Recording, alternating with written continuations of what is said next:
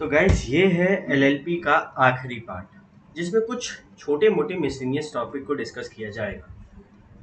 सबसे पहले अगर एक नॉर्मल पार्टनरशिप फर्म है जिसको एलएलपी में कन्वर्ट करना है तो क्या वो कन्वर्ट कर सकता है? सेक्शन 55 सेज कि अ फर्म में कन्वर्ट इनटू अ एलएलपी।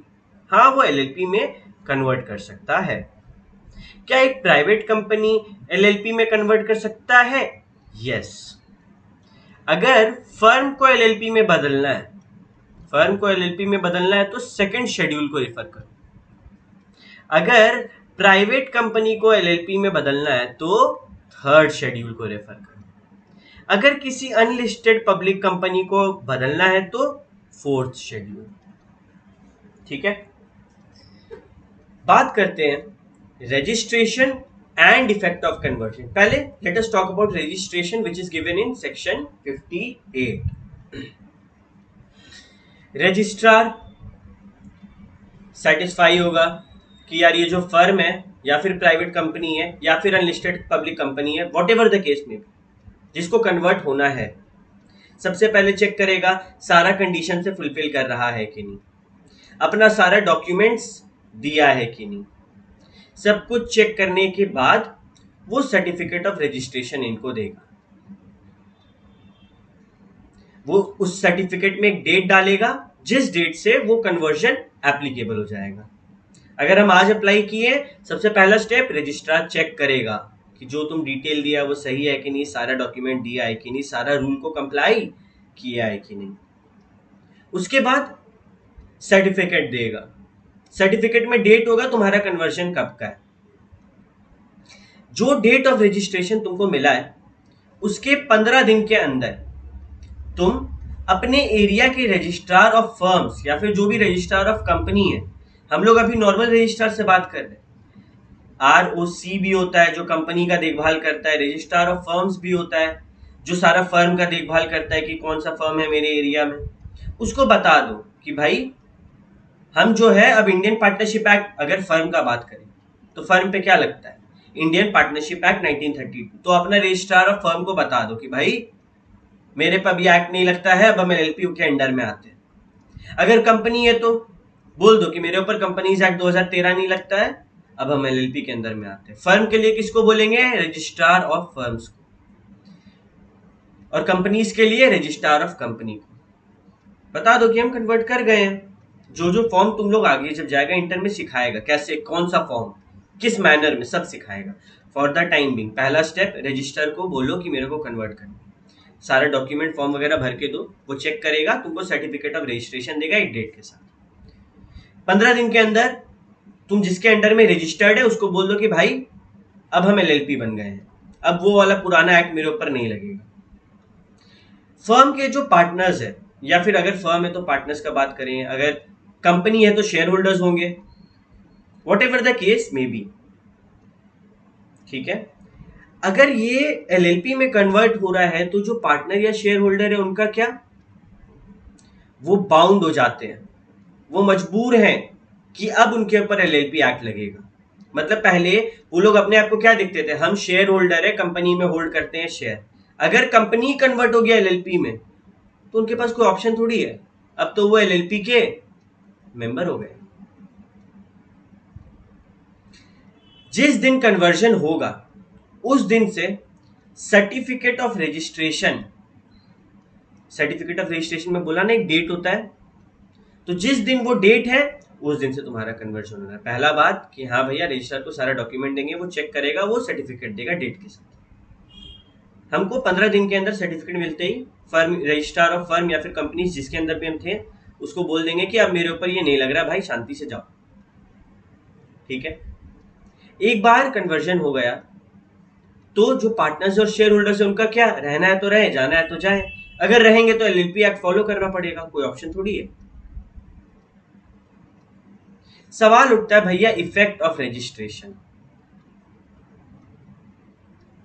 जिस दिन डेट ऑफ रजिस्ट्रेशन है सर्टिफिकेट में उस दिन से क्या होगा, पहले एक एलएलपी आ गया है एग्जिस्टेंस में एक नाम के साथ।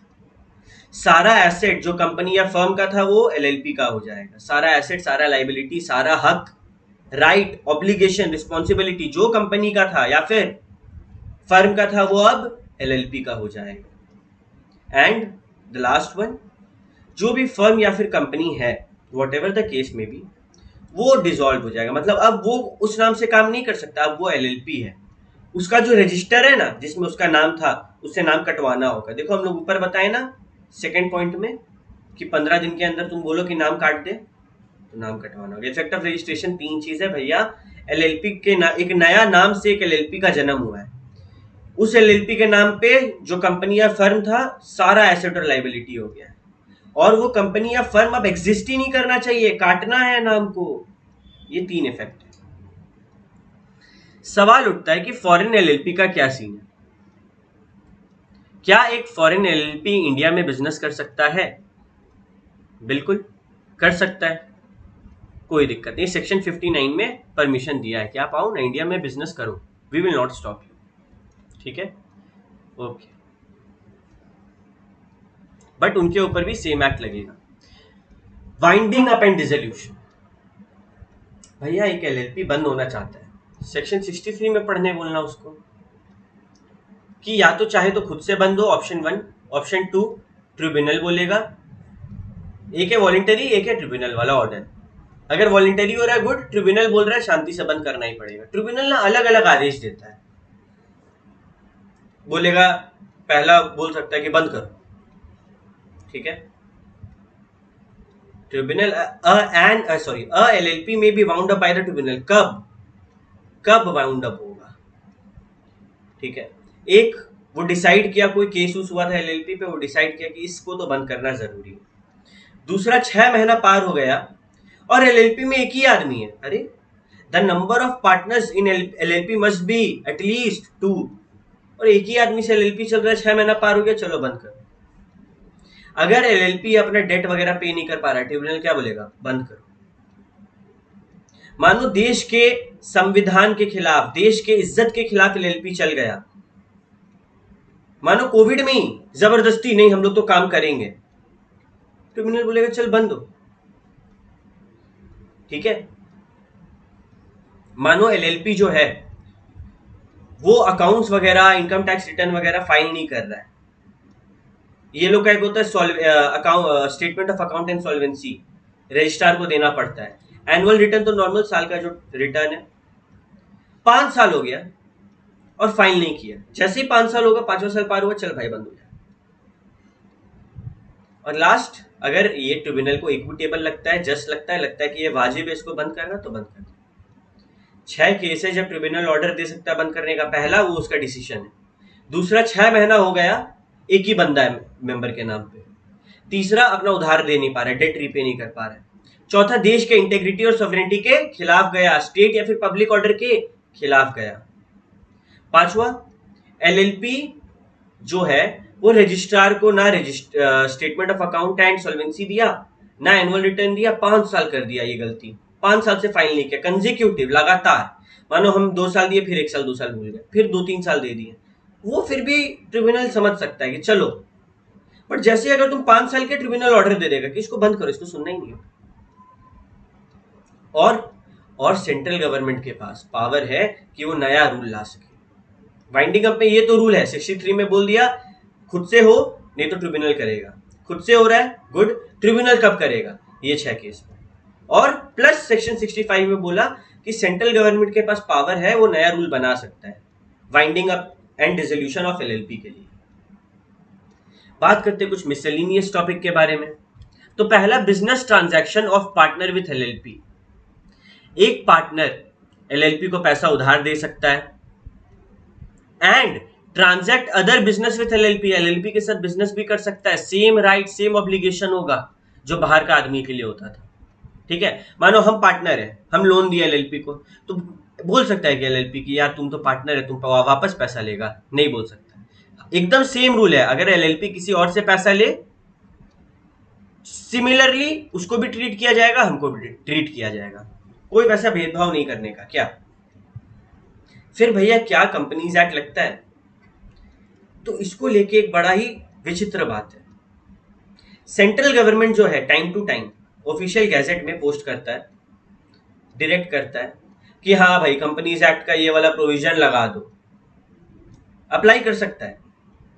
हाँ, कुछ एक्सेप्शन लगा देगा कि कंपनीज एक्ट का ये वाला प्रोविजन लगाना अगर टर्नओवर इतना से ज्यादा है तो, ये वाला लगाना अगर उधार इससे ज्यादा लेके रखा है तो। नया लॉ नहीं बनाएगा, एलएलपी एक्ट में नया लॉ नहीं घुसा रहा है, सिंपली कंपनीज एक्ट का कोई लॉ को लगा दिया, कोई एक्सेप्शन लगा दिया उसके साथ, या फिर थोड़ा मॉडिफाई कर दिया, या फिर अडेप्टेशन करवा दिया। ठीक है, लगा सकता है कंपनीज एक्ट का रूल, कोई दिक्कत नहीं है, subject to certain exception, modification and adaptation, that's it. हाँ, जो भी रूल वो नया ला रहा है वो पार्लियामेंट में ले डाउन करेगा जब सेशन में होगा। 30 दिन का टाइम मिलेगा उसको एक सेशन का, या फिर अगर मानो 2-3 सेशन भी चले तो चलाना पड़ेगा। वो प्रॉपर रूल से जो पास होता है, दोनों हाउस में अप्रूव होना चाहिए, डिसअप्रूव हो रहा है तो मॉडिफिकेशन करना चाहिए। ठीक है, वो सारा रूल से पास होना होता है। तो इंपॉर्टेंट पॉइंट है, क्या कंपनीज एक्ट लगता है? हाँ, सेंट्रल गवर्नमेंट के पास पावर है, कुछ एक्सेप्शन मॉडिफिकेशन एंड अडेप्टेशन, इनके साथ वो सीधे कंपनीज एक्ट का ही लॉ लगा देते हैं। हाँ, कोई भी नया लॉ लग रहा है, नोटिफिकेशन लग रहा है, पार्लियामेंट में दोनों हाउस को पता होना चाहिए। That's it. सवाल उठता है कि भैया क्या हम लोग इलेक्ट्रॉनिकली फाइल कर सकते हैं डॉक्यूमेंट्स? हाँ, कर सकते हैं। इलेक्ट्रॉनिकली भी आज के टाइम पे डॉक्यूमेंट्स फाइल होता है, और अगर तुम कोई डॉक्यूमेंट या रिटर्न फाइल नहीं किया तो पेनल्टी है। अगर तुम टाइम के अंदर में फाइल नहीं कर रहा है एलएलपी में कोई भी रिटर्न या फिर डॉक्यूमेंट, तो after that up to a period of 300 days from the date within which it should have been filed on payment of additional fees of rupees 100 for every day of such delay in addition to any fees payable for filing of such document or return। मतलब मानो मेरे को आज भरना था, भूल गए, आज लास्ट डेट था, 300 दिन का टाइम है, 300 दिन तक मतलब डेली का 100 रुपया बढ़ते जाएगा भाई, भरना है भरो, नहीं तो मैक्सिमम 300 दिन वो लोग वेट करेगा। अगर 300 दिन भी हो गया और नहीं भरा तो भारी नुकसान होता है, वो लोग के खिलाफ केस मुकदमा चलता है, क्योंकि भाई एलएलपी भी एक कंपनीज एक्ट से थोड़ा नीचे है और पार्टनरशिप से ऊपर है। एलएलपी का एक नया एक्ट है ना, 2008 में आया था, तो ये सब चीज का यहाँ पे काफी ध्यान रखा गया है। That's it. इसी के साथ हमारा एलएलपी कंप्लीट